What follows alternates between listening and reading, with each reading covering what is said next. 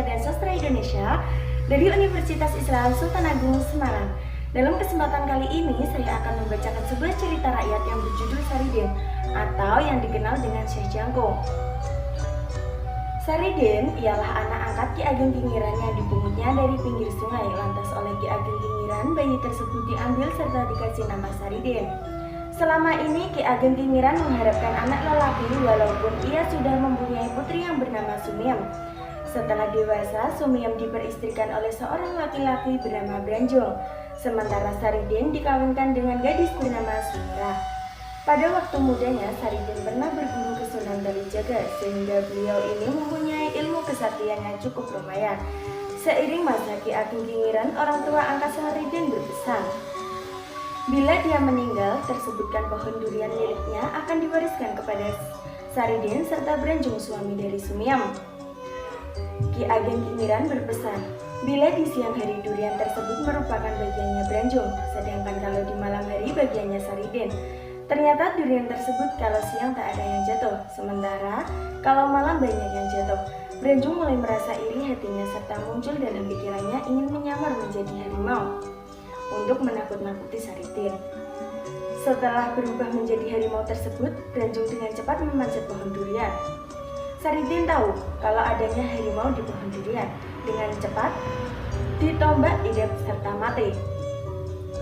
Sehabis harimau mati, berubah lagi menjadi manusia. Oleh petinggi Pati, Saridin didakwa sudah melaksanakan pembunuhan sehingga sesegera mungkin dijatuhi hukuman. Kemudian Saridin dipenjara oleh penguasa Pati. Sebelum dipenjara, Saridin menanyakan apa boleh pulang belakangan dengan anak serta istrinya. Petugas menjawab, boleh asal bisa. Serta terbesit sebagian kali Saridin dapat pulang, keluar dari penjara di malam hari serta kembali lagi besok harinya.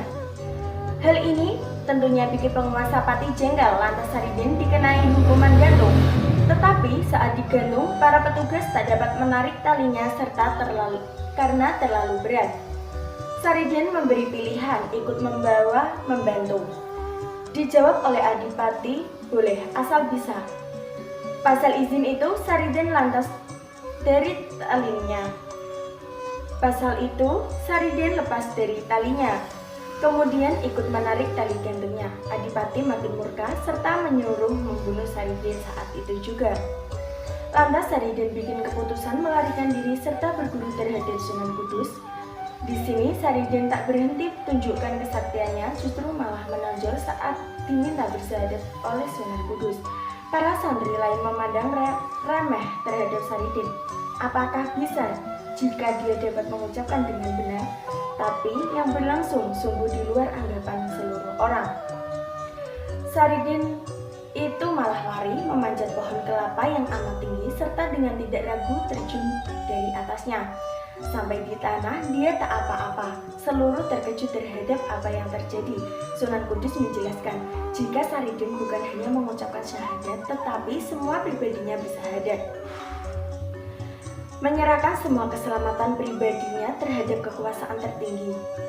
Kalau mengucapkan kalimat syahadat, anak kecil juga bisa. Namun Saridin masih tetap dilecehkan oleh para santri itu. Saat adanya aktivitas mengisi bak air wudhu, Saridin bukan dikasih ember, justru dikasih keranjang. Tetapi dengan keranjang itu pula Saridin dapat mengisi penuh bak air. Saat Saridin menyebut jika seluruh air ada ikannya, tak ada yang percaya. Akhirnya dibuktikanlah. Mulai dari comberan, air kendi, sampai air kelapa, ketika disuruh ditunjukkan di depan Saridin, seluruhnya tersebut ada ikannya. Akhirnya diusir Sunan Kudus sesegera mungkin keluar dari tanah Kudus karena kesombongannya.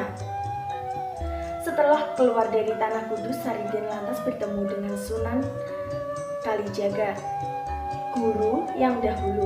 Setelah itu, Saridin diperintahkan untuk bertapa di laut dengan cuma dibekali 2 buah kelapa sebagai pelampung. Tidak boleh makan kalau tak ada makanan yang datang, serta tak boleh minum kalau tak ada air yang turun. Setelah bertapa di laut serta terhanyut terbawa ombak, akhirnya dia terdampar di salah satu kerajaan di Pulau Sumatera yang belum termasuk dalam kekuasaan kerajaan Mataram. Raja tersebut menganggap remeh Saridin. Saridin menyela omongan raja tersebut. Dia merasa terpanggil sebagai orang yang sama-sama dari tanah Jawa. Dia menuturkan sebagai hamba Mataram yang mau menguji kesaktian dengan sang raja, aku dapat menjumlahkan kekuatan pasukan kerajaan ini yang paduka gelar di alun-alun kerajaan, kata Saridin. Ribuan pasukan itu sudah siap siaga buat menghadapi Sultan Agung Mataram. Ya, coba kalau dapat kamu menjumlahkan ribuan pasukanku dengan tepat, saya akan bilang kalah padamu, Saridin. Lalu Saridin melesat dengan laju ke atas, berlari dari ujung ke ujung tombak yang mengacung ke langit. Seluruh dihitung dengan laju layaknya kilat. Dia setelah di posisi dihadapkan raja dengan menebak hitungan pasukan yang berbaris. Raja itu pun tertunduk, bergeser serta ciut nyalinya melawan kesaktian Saridin. Tiba-tiba itu raja takluk di hadapan Saridin. Dengan demikian juga tersebut tunduklah kepada Sultan Agung. Saridin juga diketahui sebagai ahli dakwah agama Islam, beramal ibadah, menolong kaum duafa serta para kafir miskin. Ketenaran Saridin sampai ke wilayah Mataram. Kehebatan Sejangkung akhirnya sampai di telinga Sultan Agung, Raja Mataram. Sultan Agung yang sedang bingung pasal penduduk di Alas Roban mengadu. Pasalnya, saat ini banyak penduduk yang menderita karena Ki Jati, penguasa Alas Roban, amat sadis serta banyak membunuh penduduk yang akan membuka ladang di area itu. Ki Jati ialah orang yang sangat sakti yang dapat berubah menjadi siluman ular yang amat ganas. Tidak itu juga, Ki Jati juga menganut aliran sesat, senantiasa menculik gadis-gadis muda di sekitar Alas Roban boleh dijadikan tumbal supaya ia tetap didaya dengan ilmu hitamnya. Sultan Agung lantas minta tolong terhadap Sejangkung untuk menumbasnya. Sejangkung lantas mendatangi Ki Jati. Terjadilah pertengkaran hebat antara Sejangkung dengan Ki Jati. Ki Jati kalah serta Sejangkung minta supaya Ki Jati berjanji akan tidak membawa Alas Roban. Namun Ki Jati masih menyimpan dendam terhadap Sejangkung. Atas jasanya menumpas penguasa Alas Roban, Sejangkung memperoleh hadiah dari Sultan Agung buat mempersunting kakak perempuannya Retno Cinoli. Saat Sejangkung berbahagia akan melakukan pernikahannya, Ki Jati masih masuk ke dalam raganya Retno Cinoli. Sejangkung sesegera mungkin berhadapan dengan siluman ular Alas Roban yang masuk ke dalam diri Retno Cinoli. Dengan sungguh-sungguh Sejangkung meruqyah calon istrinya. Istri Sejangkung sembuh serta siluman ular yang masuk ke raga Retno Cinoli keluar. Sejangkung marah sehingga akhirnya bisa membunuh Ki Jati. Perempuan keraton Mataram itu lantas menjadi istri sah Sejangkung serta diboyong ke Miono. Ketika umur Sejangkung mendekati senja, dia memilih hidup sebagai petani dengan membuka perkampungan baru di kawasan Pati, Jawa Tengah. Dalam menelusuri perkampungan sampailah di desa Lose. Di situ dia bertemu dengan 7 orang yang sedang memperbaiki atap sebuah rumah. Tapi dari sinilah Sejangkung ingin mengedepankan kebaikan sikap ke-7 orang tersebut. Lantas dia mengalihkan pandangan mereka dengan menanyakan apa ada penduduk sekitar yang akan menjual kerbau. Maksud Sejangkung bila ada, dia ingin membeli 2 ekor untuk kebutuhan membajak sawah. Ke-7 orang menangkap pakaian Sejangkung yang compang-camping tak mengindahkan persoalan tersebut, justru menghinanya dengan jawaban yang menyakitkan. Mereka menyebutkan di desanya tak ada orang yang menjual kerbau padanya, namun jika mau dia akan dikasih kerbau yang telah mati. Di luar perkiraan ke-7 orang itu, Sejangkung mendapat tawaran karena lalu berangkatlah mereka bersama menuju tempat kerbau mati. Sejangkung lalu melihat kerbau yang telah tak bergerak itu. Tubuhnya amat besar dengan tanduk yang telah melengkung. Menatap kerbau itu, Sejangkung lalu sholat serta meminta kepada Allah supaya kerbau itu hidup kembali.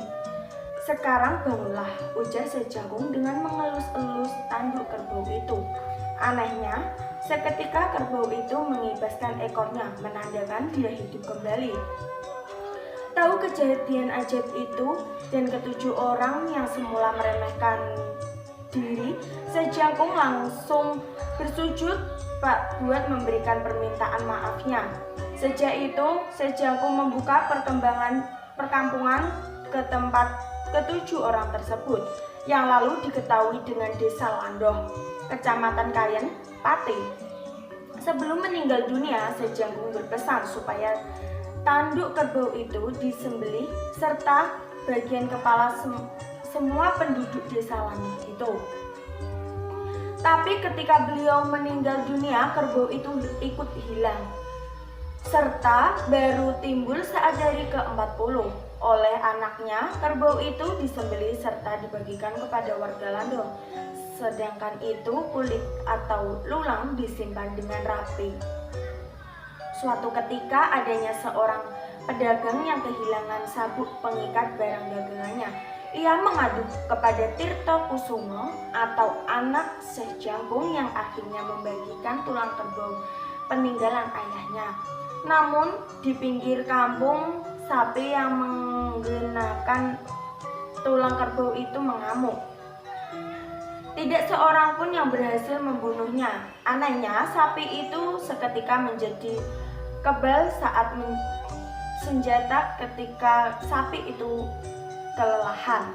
Tirto Kusumo mengambil tulang kerbau itu dan sapi itu pun dengan gampang dapat dibunuh dengan tombak. Dari kejadian tersebut akhirnya masyarakat yakin bila tulang kerbau Landoh itu jimat paling sakti.